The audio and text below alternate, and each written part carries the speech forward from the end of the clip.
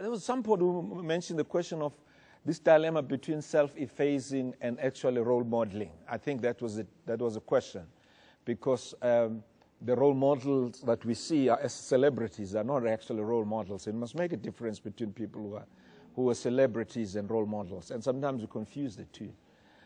I think what I was advocating was that we should not put ourselves on a pedestal and become celebrities, because that's not correct.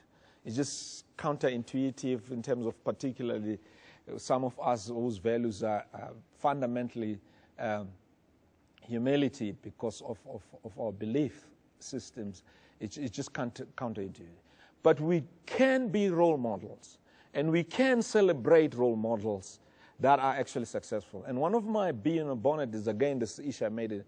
For instance, we're not celebrating Sipho Nkosi, who's built from nothing the whole coal mining company and really actually build it and finally do a deal and became in with Exxaro.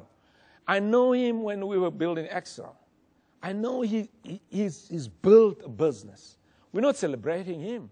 We celebrate all the, sorry again, deal makers. Are you with me? So I think we need to just shift the celebration so that young people see role models. How did you start Excel? It's a long story, but it's sweat, blood, and tears.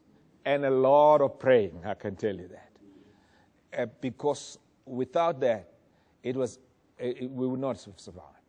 5 million rand capital, but by the time we sold the business to Sasol, it was 2 billion rand turnover business. A lot of hard work.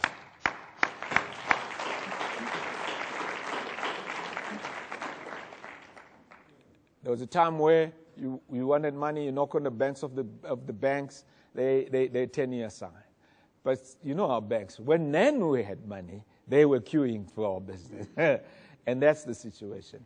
But of course, again here, I just want to be honest and openly and frankly and be what the leadership. It is not me. It was a team. It was a team of many people. My executive team, my leadership team, and a lot of other people, partners, other shareholders, and other leaders that led the organization together. So please, it's not me.